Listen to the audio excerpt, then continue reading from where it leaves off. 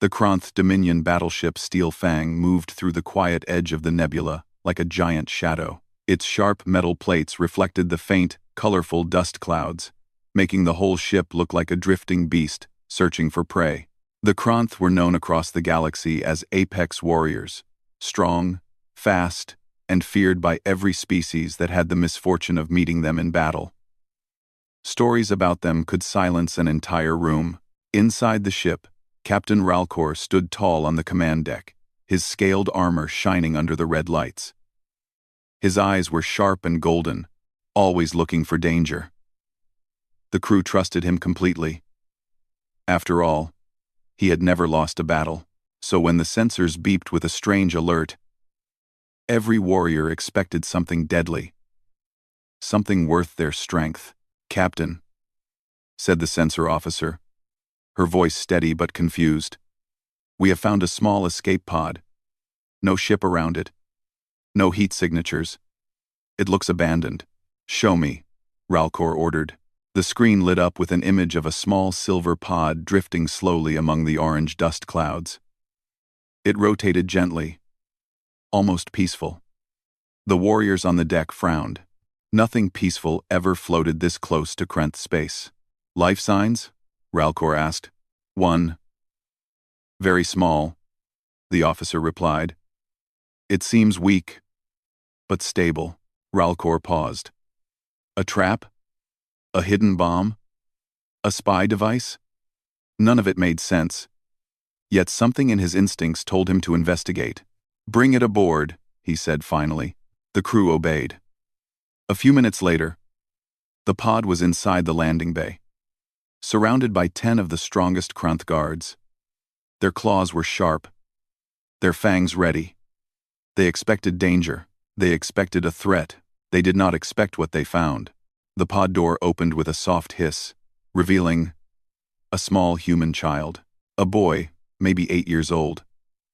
He sat inside the pod with his legs crossed, holding a broken crayon in one hand and drawing colorful shapes on the inside wall.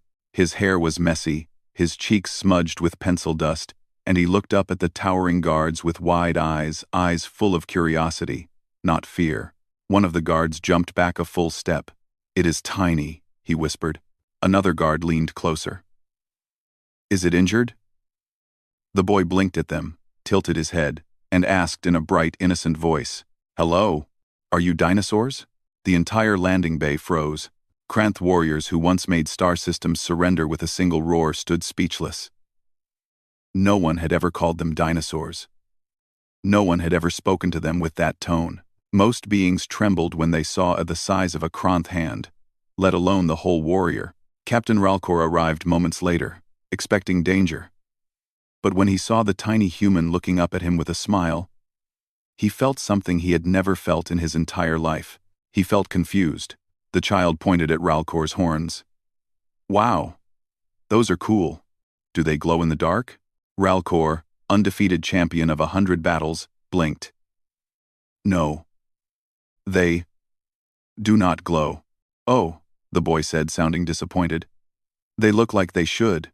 The guards exchanged helpless looks. They did not know how to respond. They were trained for war, not for small-talking humans. Ralcor finally spoke. "What is your name, small one?" "My name is Eli," the child replied with a big smile. "I'm 8, or maybe 9 now. I'm not sure. Time is strange in space." The captain studied the pod behind the child. It had burn marks and dents, signs that it had survived an explosion. The child must have been alone for hours, maybe days. "You are human," Ralcor said. "Your species is from the Terran region." Eli nodded. "Yes. Are you friendly aliens? Or the other kind?" He said it as if he were asking about weather. The Kranth did not know what to do with such a question. Ralcor offered a clawed hand not for capture, but for support. "You are safe here." Eli took the captain's hand without hesitation. No fear, no shaking, no crying, just trust. The guards almost fainted from shock. He touched him. He actually touched the captain's hand. They had seen entire armies fall apart at the sight of Ralcor's shadow alone. Yet this small human held his hand like it was nothing. The child walks among monsters. Eli walked beside Ralcor as they entered the ship's corridors. Every Kronth warrior they passed froze in place. Their glowing eyes followed the child with disbelief.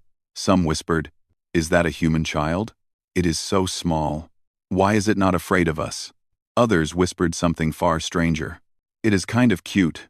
One warrior tried to look intimidating, straightening his back and puffing his chest. Eli looked at him for a moment and said, "You look like you need a hug." The warrior almost dropped his weapon. No one had ever offered a Krenth a hug, not in thousands of years. Ralcor led Eli to the medical bay. The doctor, a tall Krenth with bright silver scales, examined him carefully. "Physically healthy," she announced. "A little tired, a little hungry, but no injuries." Eli raised a hand. "Can I have snacks?" Every Kronth in the room panicked internally. None of them had snacks. They had battle rations, emergency fuel paste, and tough protein blocks that even they struggled to bite. But snacks? Ralcor cleared his throat. "Find something soft. And sweet?" The crew saluted and ran off as if their lives depended on it. Eli giggled. "Your soldiers run funny." The doctor, who had never giggled in her life, almost did. Rumors spread like fire. Within hours, the entire ship knew about the human child. Stories changed with every retelling. He stared into the captain's eyes with bravery. He thought General Vor's teeth were decorations. He asked me if we did bedtime stories. By the time the story left Steel Fang and reached other Krenth ships, things grew even stranger. He challenged the captain to a drawing contest. He can control Krenth warriors with kindness. He is small, but mighty. The galaxy was full of rumors already. Some exaggerated, some impossible, and some simply hilarious. But all of them had one thing in common. The human child was fearless. And a fearless creature, even a tiny one, attracted attention. The child settles in. Later that day, Eli sat in the captain's chair, while Ralcor stood beside him, unsure if he should allow this. But the child seemed happy, and the crew seemed oddly proud, seeing their feared captain babysit. Eli swung his feet. "Your ship is very big. It is one of our strongest," Ralcor replied. "Do you fight a lot?" "Yes," the captain said honestly. Eli looked up at him with bright, trusting eyes. "Do you fight because you want to, or because you have to?" Ralcor's breath caught. No adult had ever asked him that. No diplomat, no warrior, no enemy commander. Yet this small child had asked it without hesitation. He answered softly, "Because we have to." Eli nodded wisely, as if he understood. "My mom used to say that sometimes brave people don't want to be brave every day. But they still try."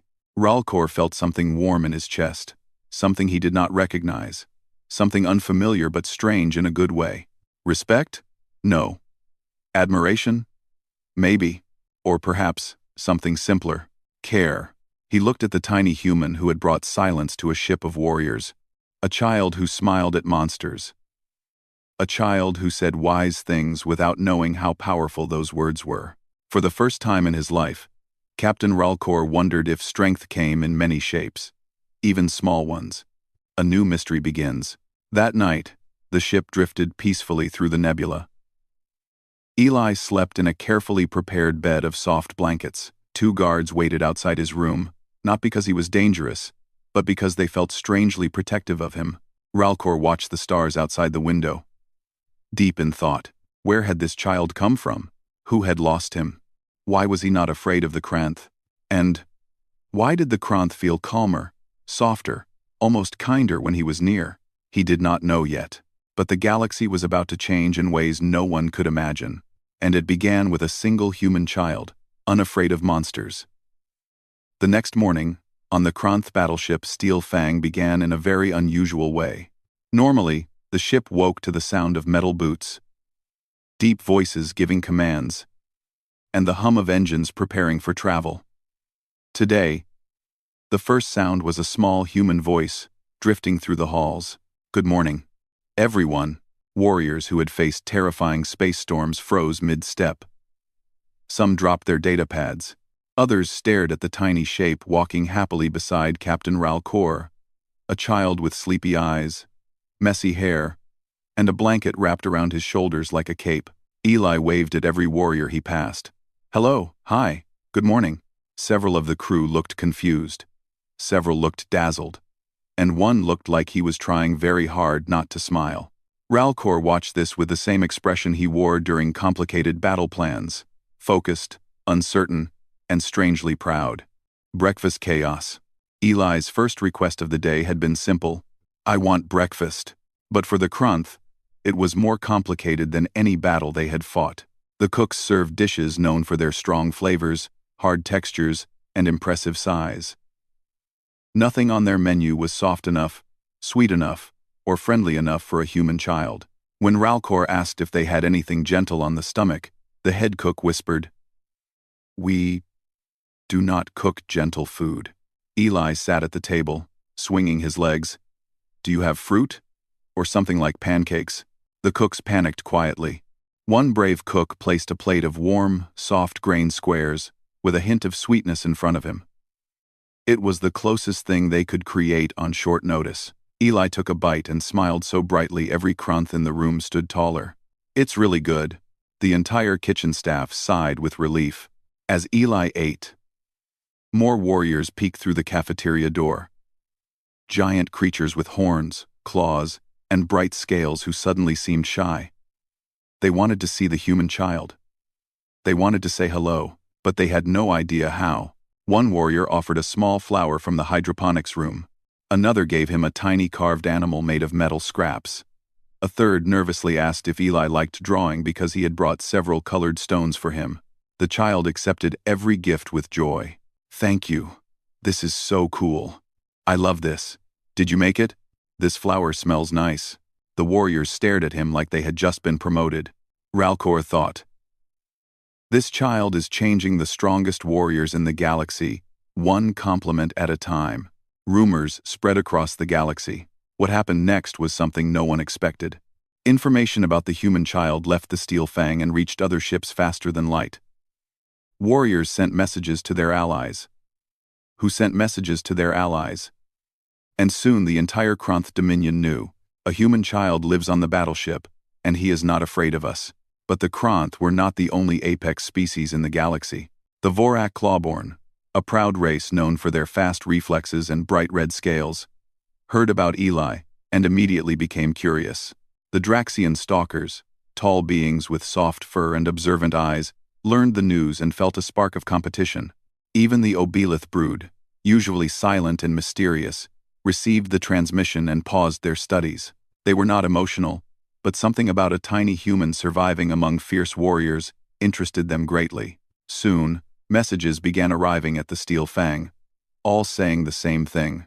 "We want to see the human child." Ralcor read the first message aloud on the command deck. It said, "The Vorak High Council requests visitation. We believe our people have the best caretaking skills for small humans." The entire crew stared at the screen. "The best what?" a warrior whispered. Ralcor read another message. "The Draxian Stalkers wish to offer our services. Humans appreciate warm blankets and soft voices. We are perfect for this task." Another message arrived immediately after. "The Obelith brood volunteers to construct a stable environment. We also excel in organizing small toys." Silence filled the room. The Krunth, who were feared champs of the galaxy, had just been challenged, not to war, not to combat, but to babysitting, a new galactic crisis. By noon, more than 10 apex species had sent diplomatic requests to see the human. The galaxy's strongest warriors were arguing over babysitting rights. Battleships redirected routes.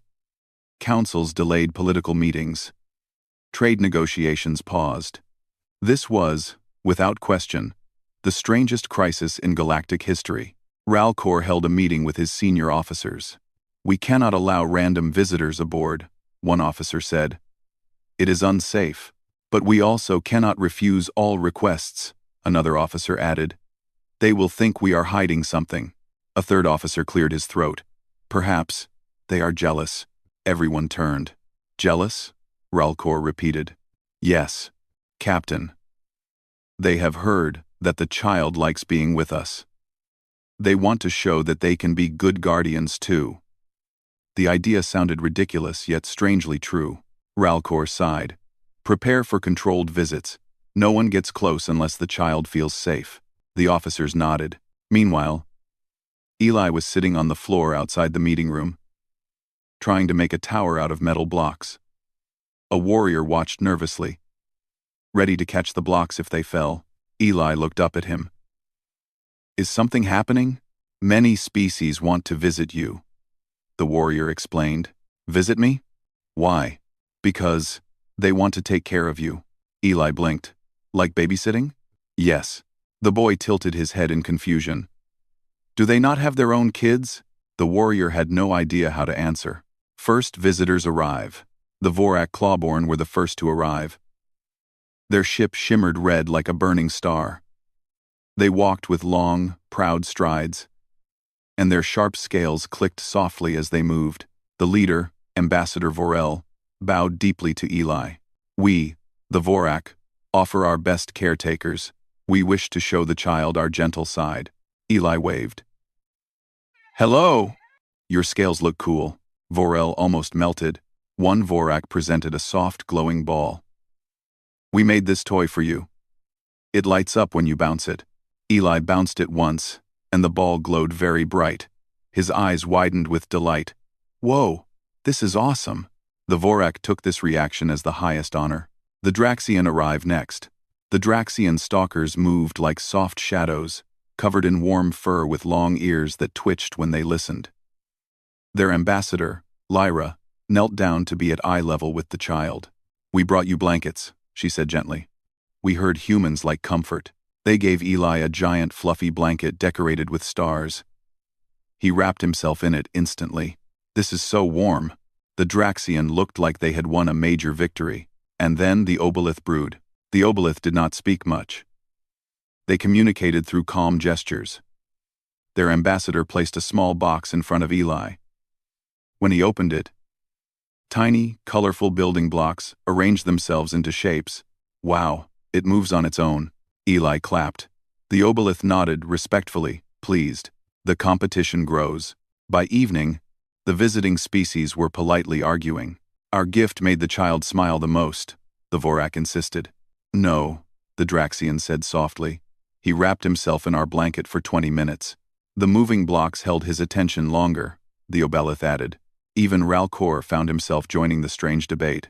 He laughed the most on our ship, he said calmly. Eli, sitting in the middle of all these beings, looked around and asked, Are you all friends? Every warrior fell silent. Friends? Apex species did not use that word lightly. But as they looked at the child, small, gentle, fearless, they felt something new. Maybe, just maybe, they could be. A child who changes everything. As the visitors left, one by one, something unusual happened. Each species, after meeting Eli, sent messages of peace to the others. Short messages. Simple, but meaningful. Your gift was impressive. We respect your caretaking skills. Thank you for allowing us to visit. Not long ago, these species had rivalries older than human history. Now they were complementing each other, all because of a child who smiled at monsters. Ralcor watched Eli fall asleep that night wrapped in his star blanket, clutching his glowing toy. While the self-arranging blocks built a little house beside him, the captain stood guard quietly, arms crossed, feeling something warm growing inside him. This child, this small human with gentle hands and fearless eyes, he was changing the galaxy without even trying. And the galaxy's strongest predators were beginning to change with him. A new rhythm spread across the battleship Steel Fang in the days after the first visitors arrived. Life on the ship was still disciplined, still serious, and still filled with the sharp focus of trained warriors. But something soft now lived between the metal walls. That softness had a name, Eli. He brought small changes that slowly grew into big ones. Kronth warriors, who once walked with loud, confident steps, now walked more carefully, so they wouldn't wake the child if he was napping. Voices that once echoed like thunder were now quieter, calmer. Even the hall lights were dimmed in the early morning, simply because Eli liked the soft glow better. Captain Ralcor noticed all of this, but he said nothing. Instead, he watched with quiet curiosity as his ship, a ship built for war, slowly turned into something peaceful. He found the change surprising, but not unpleasant. Morning lessons with apex predators. One morning, Ralcor found Eli sitting with a Draxian teacher named Lyra. She had stayed on the ship longer than expected, claiming that her people had decided her visit was educational. She taught Eli how to recognize star patterns, how to say basic greetings in several alien languages, and how to breathe calmly when nervous. Eli listened with wide eyes, asking questions every few seconds. How far away is that star? Do Draxians like warm food or cold food? Why do your ears move when I ask something funny? Lyra's long ears twitched again. It is a natural reaction, she said, smiling softly. We move our ears when we feel amused or curious. That's cool. It is simply how we are built. Ralcor stood in the doorway, arms crossed, watching. Lyra noticed him and nodded respectfully. Captain, she said, the child learns very quickly. Eli waved. Hi, Captain. Did you know Draxians can see in the dark? Lyra showed me. Ralcor nodded. I see. He means that literally, Lyra whispered. He watched me walk into a dark room and then said, Wow, you look like a glowing cat. Ralcor gave a long, slow blink. A glowing cat. Lyra's ears twitched again. Eli grinned. It was a compliment. Ralcor sighed. A sound that somehow held both pride and exhaustion. New visitors, new confusion. Even though only a few ambassadors were allowed to stay aboard at a time, many species continued sending messages. The Vorak wanted an official schedule to spend time with Eli. The Obelith offered to build a special playroom that could change shape. The Draxian Council asked for weekly reports on the child's emotional health. Every message carried the same energy, excitement mixed with competition. Ralcor could barely keep up. During a meeting with the Captain Council, one of his officers said, Sir, we have received 43 new messages today, all concerning the child. 43? Ralcor repeated calmly, though his eyes twitched just a little. Yes, Captain. Many species insist they can provide the best environment for humans. Another officer added, One species has offered to gift us an entire moon, if we allow them one afternoon of babysitting. Ope, Ralcor massaged the bridge of his nose. We do not require a moon. Should I tell them no? Yes, politely. The officers nodded and hurried off. Ralcor wondered how a single human child could create so many diplomatic demands. Galactic politics were normally full of long negotiations and careful agreements, but now everything felt like a competition between proud parents who had suddenly discovered a tiny new family member. It was strange, but strangely charming. Eli's influence spreads further. Eli did not intend to change anything. He simply existed. And the galaxy responded. When he wandered into the training hall, the warriors paused their exercises to show him how to stretch properly. When he visited the ship garden, the gardeners proudly explained how they grew glowing plants. When he tripped and fell once, 7 different species sent messages asking for updates on his health. He was not powerful in a traditional way. He had no weapons, no special abilities, and no political status. But he had something else. A gentle presence that softened sharp edges. A bright voice that made others smile. A calmness that even apex species respected. His nature influenced everyone around him. Apex predators try to babysit. One afternoon, Ralcor allowed a special event. Each visiting species could spend 1 hour supervising Eli with Krunth guards present, of course. The idea sounded harmless. In reality, it became a comedy. First, the Vorak Clawborn. The Vorak ambassador Vorel tried to impress Eli with strength. He demonstrated how he could lift a heavy metal block with one hand. Eli clapped politely. That's cool. Vorel glowed with pride. Would you like to try lifting something? Quote, Eli picked up a very small box and raised it above his head. Look! I did it too! All the Vorak applauded loudly. Ralcor observed quietly, unsure if this was a training session or some strange game. Next, the Draxian stalkers. The Draxian used their hour to teach Eli relaxing breathing. In through the nose, Lyra said softly. Out through the mouth. Eli tried to follow. His breath made a soft whistle sound. The Draxians whispered among themselves. He is gifted. Yes, very gifted. He is simply breathing, Ralcor muttered. No, one Draxian replied. He breathes with perfect sincerity. Ralcor had no reply. Finally, the Obelith brewed. The Obelith used small floating stones to create patterns in the air. Eli watched, fascinated. Can I touch them? He asked. The stones lowered gently, swirling around him. The Obelith ambassador seemed pleased. He interacts peacefully, the ambassador said in their quiet voice. Eli giggled as the stones danced around him. It's like having my own moving puzzle. Ralcor noticed something interesting. Even the usually silent Obelith seemed calm, almost cheerful. A meeting unlike any other. Later that night, representatives from the three species gathered to discuss their shared experience. They met in a circular room on the Steel Fang. Ralcor attended as well, though he expected confusion. Instead, he found something else. We have observed the child, Vorel began. He is brave. He is gentle, Lyra added. He is steady, the Obelith ambassador said. Ralcor folded his arms. He is a child. Yes, the Vorak agreed, but a special one. Lyra looked thoughtful. Many species fear predators, but this child does not. That changes how we feel, the Obelith added. We do not wish to fight each other. We wish to learn more. Ralcor raised a brow ridge. You are telling me that all of you are becoming peaceful? They nodded. Because of a small human, Vorel admitted. Ralcor stared at them, wondering if this was truly happening.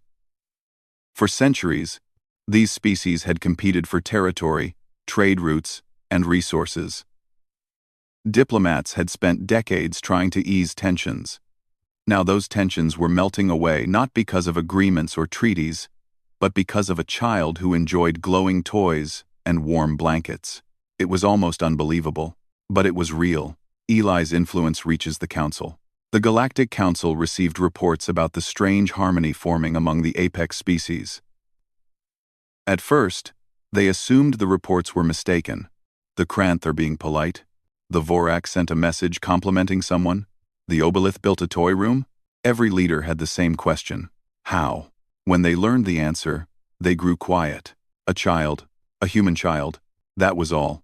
The council members did not know whether to laugh, cry, or schedule an official visit. A child at peace. That night, Ralcor visited the small room Eli used for sleep. Warm lights glowed softly across the walls. The star-patterned blanket covered him as he slept. Holding the glowing ball gently against his chest, the captain stood by the doorway, studying the child's peaceful face. A Kranth warrior approached quietly. Captain, is everything all right? Ralcor nodded slowly. Yes. I am simply thinking. What about? Ralcor answered honestly. I do not understand how one small human brings so much calm. The warrior smiled gently, a rare thing for a Kranth. Maybe it is not about strength. Maybe it is about feeling seen. Seen? Yes. The child looks at us not as warriors, not as monsters, but as people. Perhaps that is all anyone ever wanted. Ralcor considered this. It was simple, but it felt true. He looked back at Eli. This child had changed the strongest species in the galaxy, without even trying, and somehow, Ralcor felt that this was only the beginning. The galaxy had changed in many strange ways since Eli arrived on the Kranth battleship Steel Fang. Apex species who once stepped carefully around each other were now sharing ideas, trading peaceful messages, and competing only in kindness. Some offered toys, some offered blankets, and some offered entire star systems just to spend a few minutes with the tiny human child who smiled at monsters. But the strangest change of all was yet to come, because the humans were finally on their way. A signal from humanity. Captain Ralcor sat on the command deck, reading the newest reports about interspecies cooperation. It felt unreal. The Vorak wanted to start a shared art program. The Draxians wanted to create a universal storybook library. Even the Obelith brood had sent a message titled, Joint puzzle initiative. Ralcor wasn't sure whether to laugh or sigh. Suddenly, the communication console beeped loudly. "Captain," the officer called out. "A message from the Terran Union. They are searching for a missing child." Ralcor's eyes narrowed. The humans. The crew fell silent. Everyone knew what this meant. "They are requesting identification of any human found in Kronth territory," the officer continued. "Should we respond?" Ralcor exhaled slowly. "Yes, tell them we have the child." The officer sent the message. Moments later, a new reply arrived. "The humans request immediate coordinates to our location," the officer read. "They are sending a fleet." Ralcor's brow ridge lifted. "A fleet? For one child?" The officer shrugged helplessly. "Humans seem very protective." Ralcor glanced toward the hallway where Eli was playing with floating puzzle blocks. The child laughed as the blocks formed a small house, then a small spaceship, then a tiny animal. Yes, protective made sense. Preparing for the human arrival, news spread quickly through the ship. "Humans are coming," a warrior whispered. "Will they be angry?" another asked. "I heard humans protect their young with great passion." Some Kronth looked nervous. Some looked excited. Some wondered if humans would be similar to the child, or completely different. Eli, however, had only one reaction when he heard the news. "My family is coming," his eyes filled with bright relief. "I can't wait to see them. I can't wait to see them." Ralcor placed a gentle hand on his shoulder. "We will welcome them with respect." But things outside the ship were not so simple. Word of the Terran fleet spread across the galaxy, and within hours dozens of apex species contacted Ralcor with urgent questions. The Vorak ambassador sent a message. "Will humans allow us supervised babysitting time?" The Draxian council asked.